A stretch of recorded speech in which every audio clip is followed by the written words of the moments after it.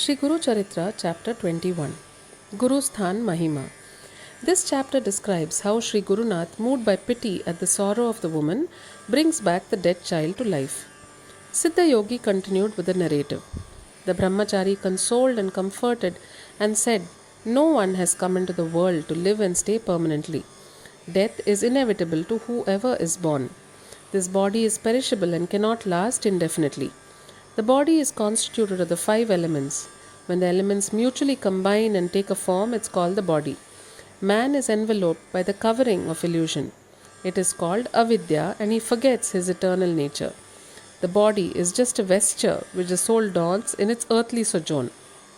As the body wears out, the soul discards it as we discard old and worn out clothes and dons a new body just as we wear new clothes. Man is really the soul which is immortal, and he has no death in reality. It is a physical body that dies and drops off, but the core personality, the Atman, is deathless. The Brahmachari continued his advice to the woman as follows. Everything is predetermined by destiny, by the deeds of one's past life or lives. We have to accept events as they come and should try to understand and experience the higher truths. Though we cannot alter much the course of the prarabdha karma, yet we should try by righteous living to refrain from evil and to build a higher and brighter future for the next life. But the ultimate purpose of life is to realize the eternal self and gain freedom from the cycle of birth and death forever. That is a real Sadgati. What a false attachment you are suffering from for this son of yours. You weren't his mother in his previous life. You will not be his mother again in his next birth. That you were his mother this birth of his is just incidental. Why mourn over this transient kinship, forgetting eternal truths? Life is like a bubble. It will burst off at any time. How long it will last has been predetermined by destiny. It is futile crying over death. Now let your relatives take the dead body away for cremation and thereby help to speed up the jiva's ascent to higher births. Sadgati. Don't bind it down here. But the woman was inconsolable. She said she did all the worship bid by Gurunath. The sons were the gift to her by Gurunath. How could God snatch away the gift he himself had given? She had been betrayed by Gurunath. She complained, "I will take the body of my child to the Guru Padukas and end my life there."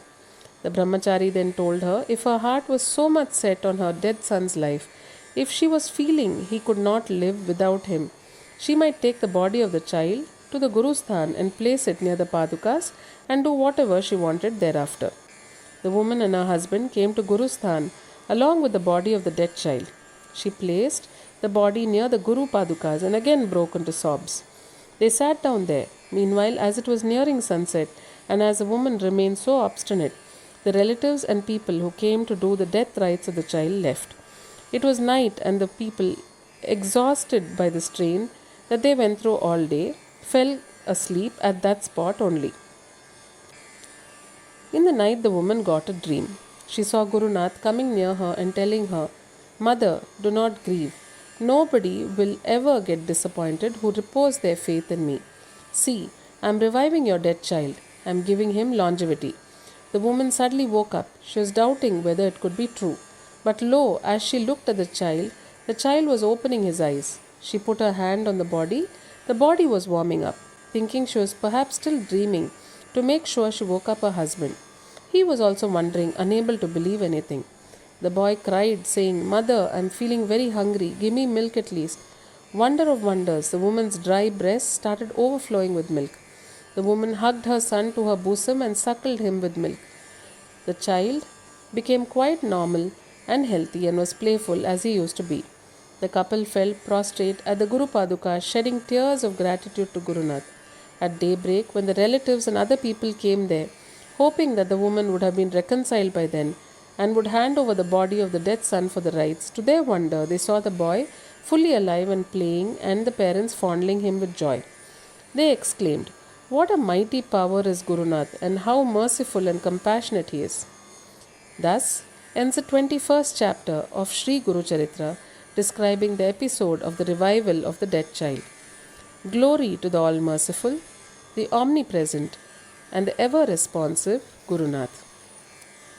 Note: the body is said to be a vesture or garment which a jiva wears. When the vesture is worn out, the jiva discards the worn out old vesture in order to don a new one. That is how death and birth are explained. But then the question may arise: a newborn baby's body is not like an old worn out cloth, yet we see some newborn babies dying. We see children and young dying much before they become old and ripe in age, and bodies becoming decrepit in the natural course without living their full span of life. If we stitch a new garment from very old material which has not been stored properly and has been already worn out, then the garment will not last long. The body is like the temple of God. It has to be kept pure and unpolluted. If such a God gifted body is misused by entertaining vices, the damage done to the body could persist in its subtler state even in the later births of the jiva. The new body of the jiva may be very young, but the subtle body material out of which it has been made may not be strong enough to last the full span of life. The damages and ravages of the body in the previous life of the jiva will perhaps to some extent and in a subtler way be carried forward to and is inherited by the new body, and especially so when one has died with excessive body attachment and obsession. As a result, the new body may not be able to last long. It may break down and fall off prematurely. Let us try to keep the body pure. Let us not bind the jiva with more and more births. Let us strive to earn for it freedom from the thraldom of the unending cycle of births and deaths by leading it back to its divine source through moral rectitude, spiritual sadhana, and more than anything else, by our total surrender at the feet of the Guru.